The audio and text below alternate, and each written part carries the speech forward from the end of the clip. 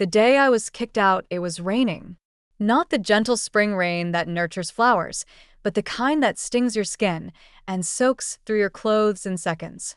I stood there, my hastily packed duffel bag getting heavier by the minute as water seeped into the fabric.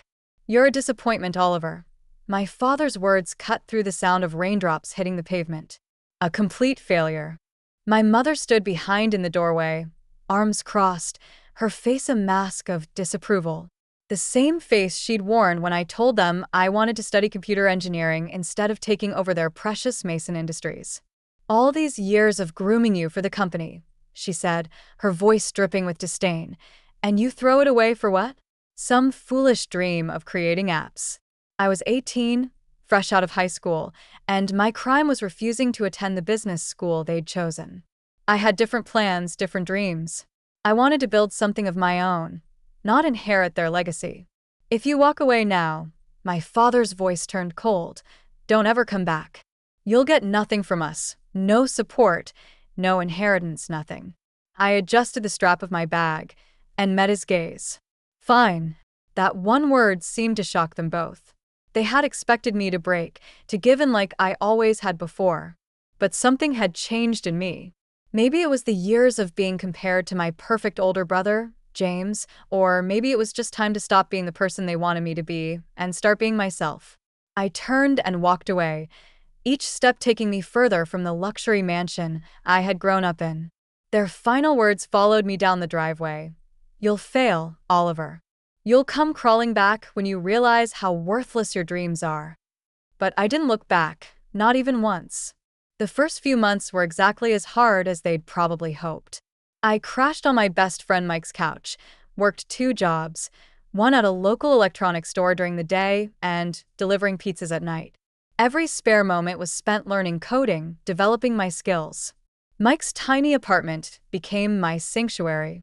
While my family attended galas and business functions, I sat cross-legged on a worn-out couch, surrounded by programming books and energy drink cans, my laptop balanced precariously on my knees. "You're insane, man," Mike would say, watching me code until sunrise, but the good kind of insane. He didn't understand the technical aspects of what I was building, but he understood drive. He understood the need to prove yourself. 6 months in, I had my first breakthrough. A small app one developed caught the attention of a local tech startup. They didn't offer me millions, but they offered something more valuable, a chance. A junior developer position with flexible hours, so I could continue working on my own projects. I took it without hesitation. My family's company, Mason Industries, was all about traditional manufacturing, tools, machinery, the kind of business that had made my grandfather rich in the 1960s.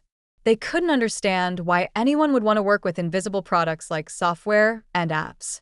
But I saw the future. While they were stuck in their old ways, I was learning about artificial intelligence, blockchain, and the endless possibilities of the digital age.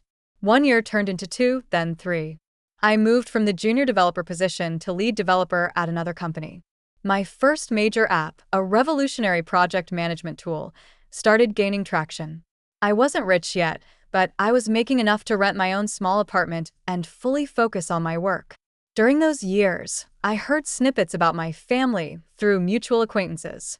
James had taken my place as the heir apparent to Mason Industries. My parents hosted charity galas and business dinners, maintaining their image as pillars of the business community. They had effectively erased me from their narrative. That was fine by me. I was building my own story. The turning point came 4 years after that rainy night. My project management app had evolved into something bigger, an entire suite of business tools powered by artificial intelligence. I called it Novatech Solutions. When the venture capital offers started coming in, I was ready. I had learned enough about business to know my worth. The first round of funding valued Novatech at $20 million. 6 months later, that value had tripled. I moved into a penthouse apartment in the city's tech district, but kept living relatively simply. Every dollar I earned went back into developing better products, hiring the best talent, expanding our reach. Mike, who had supported me through those early days, became my head of operations. "Look at us now," he'd say, standing in our sleek office overlooking the city, from delivering pizzas to delivering cutting-edge tech solutions. I smiled at his comments, but never let success go to my head. I remembered too well what it felt like to stand in the rain with nothing but a duffel bag and determination. Then came the day that changed everything.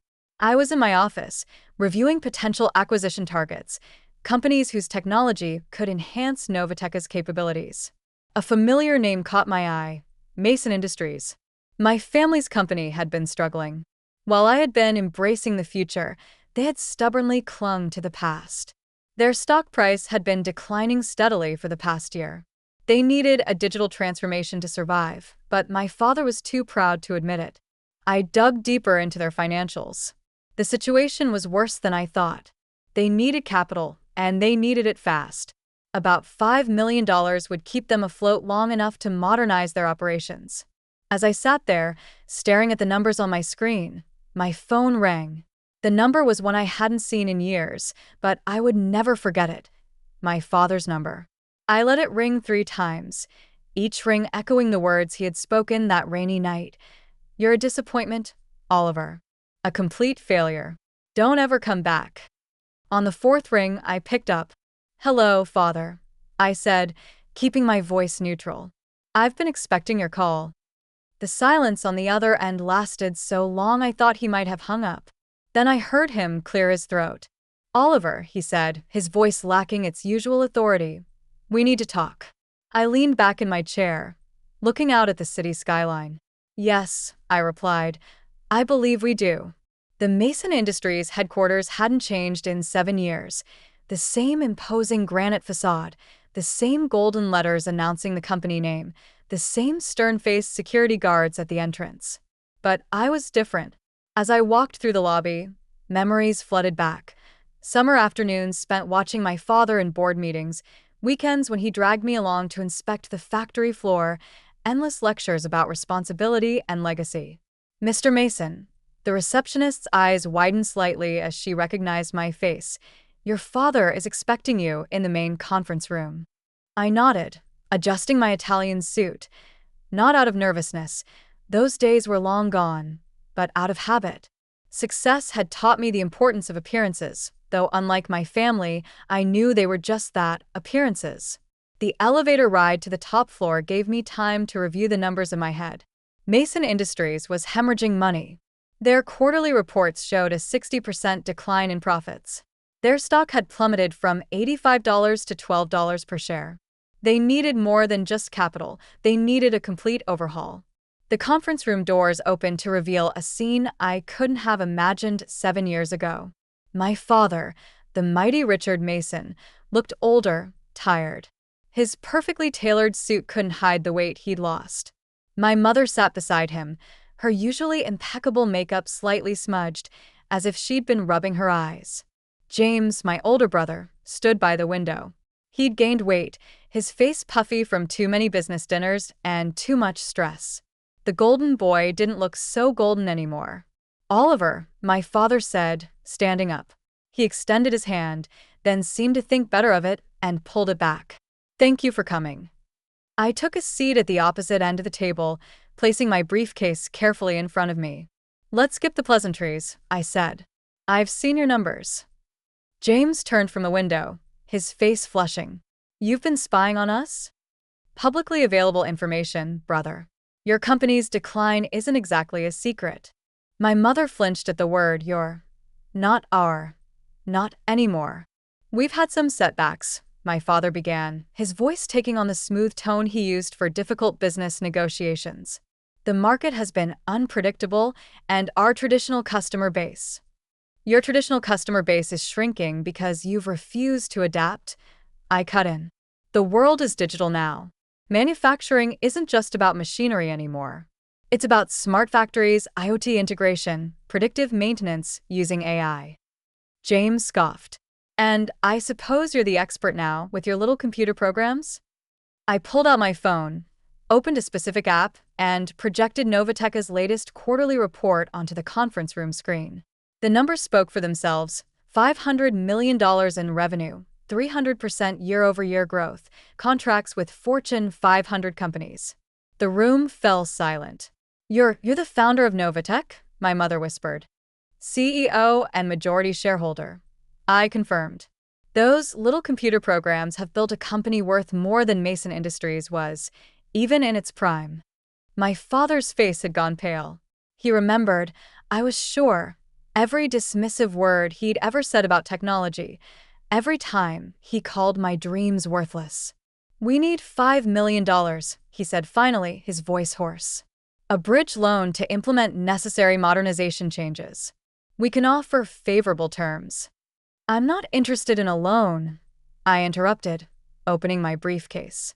"I'm interested in acquisition." The word hung in the air like a thundercloud.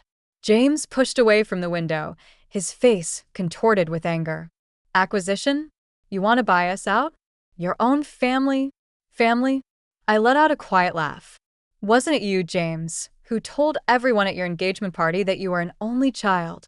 That you'd never had a brother?" He took a step back, caught off guard that I knew about that.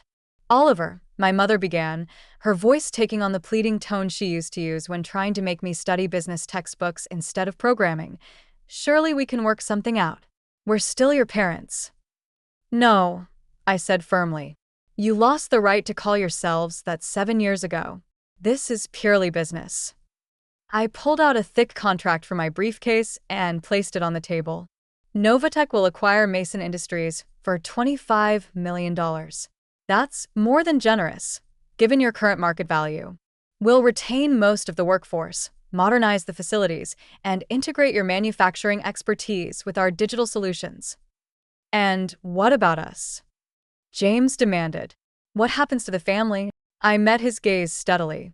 "You'll be offered a position in the newly formed division, a junior position, where you'll have to earn any promotions based on merit, not bloodline.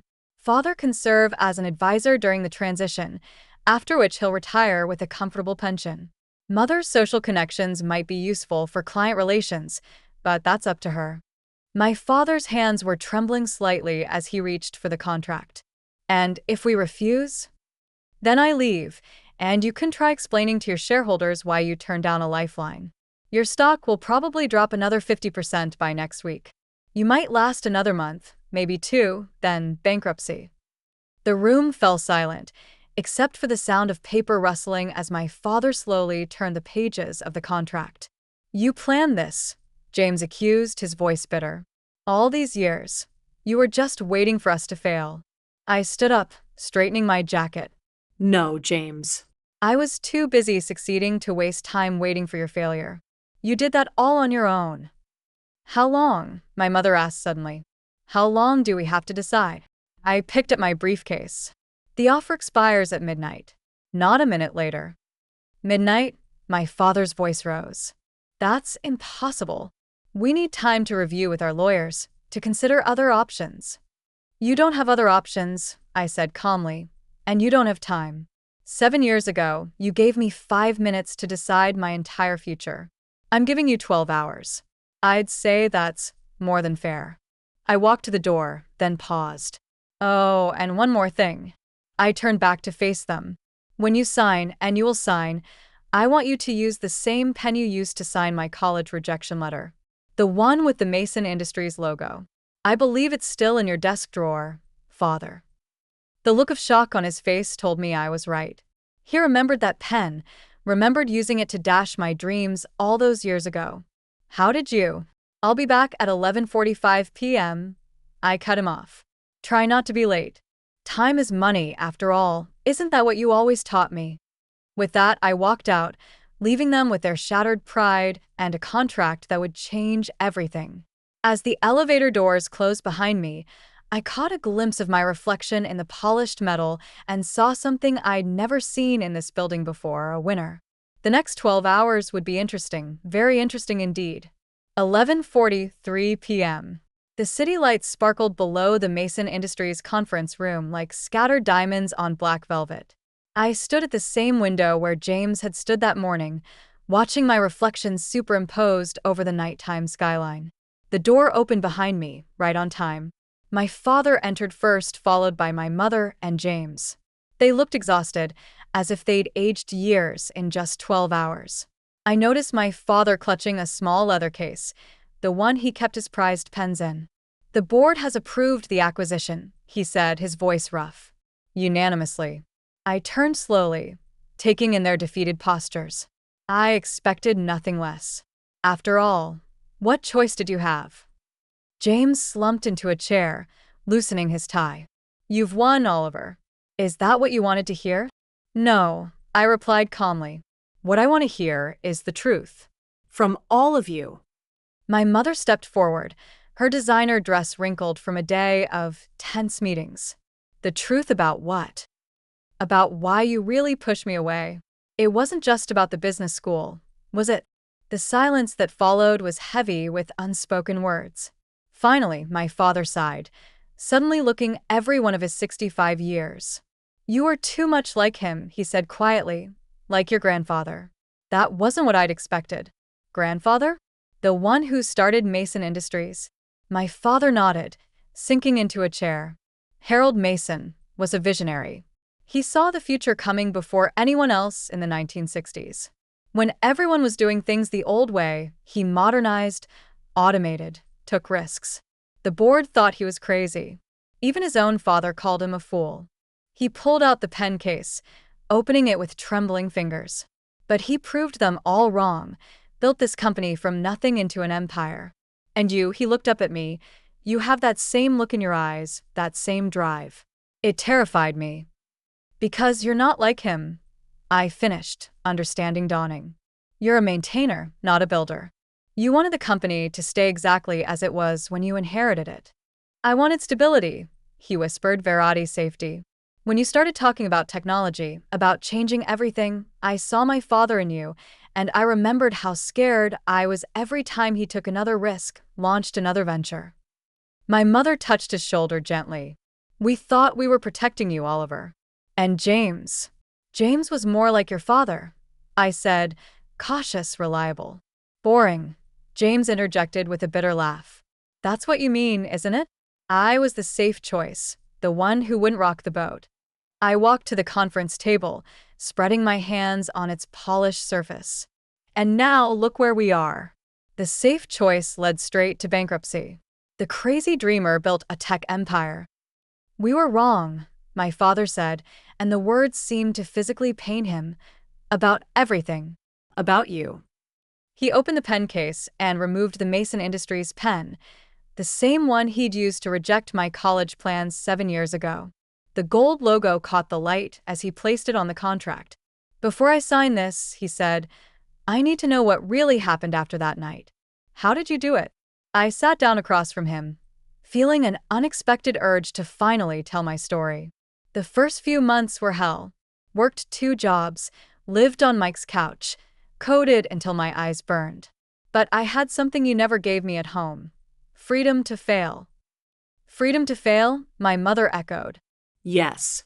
Because when you're already at rock bottom, when your own family has written you off as worthless, there's no pressure. Every small success is a victory. Every failure is just another lesson. I pulled out my phone, showing them the first version of what would become Novatech's flagship product. This was my first app. Buggy, ugly, barely functional. But it worked. And each version got better. James leaned forward, actually interested for the first time. And the venture capital?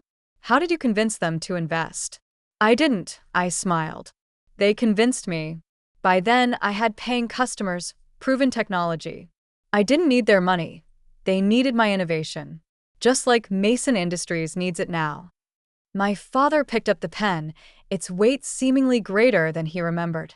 And after we sign, what happens to us? Really? Exactly what I said this morning. James gets a fresh start, learning the business from the ground up. Mother can maintain the social connections that bring in clients. And you, father, you get to watch your company become what it should have been all along, what grandfather would have wanted it to be. He pressed the pen to paper, then hesitated. Why didn't you just let us fail? You had every right to. Because that's not what successful people do, I replied. They don't destroy, they transform. They don't settle scores, they create opportunities. Everything you taught me about business was wrong, but everything grandfather built still has value. It just needs to evolve. 11:59 p.m. The scratch of the pen on paper was the only sound in the room as my father signed away his company. My mother wiped away tears as she added her signature. James, surprisingly, signed without hesitation.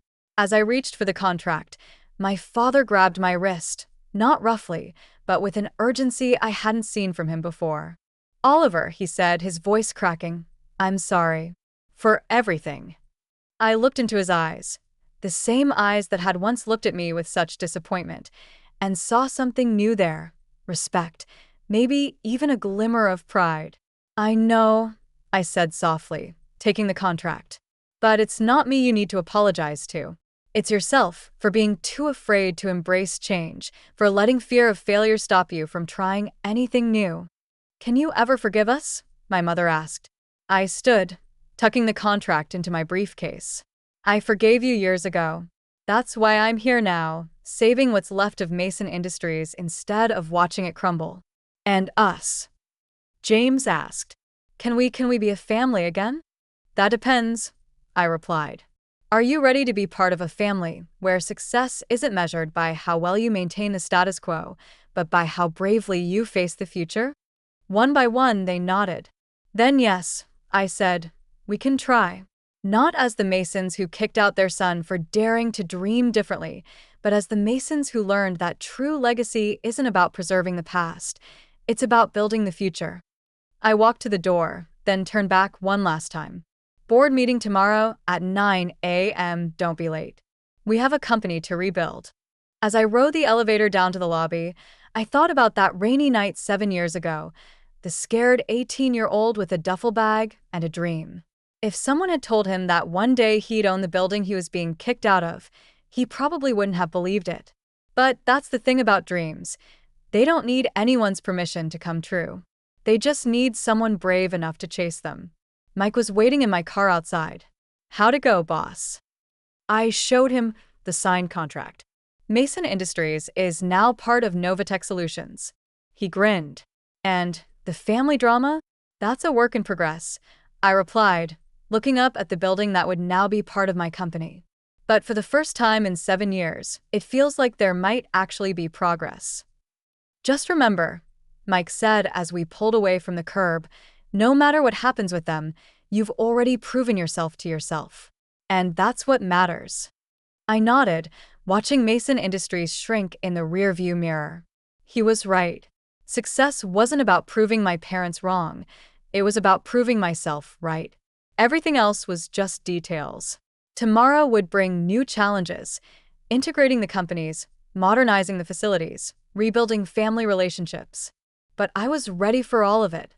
After all, I was Oliver Mason, the failure who succeeded, the reject who returned victorious, the son who surpassed his father's dreams by daring to dream his own. And this was just the beginning.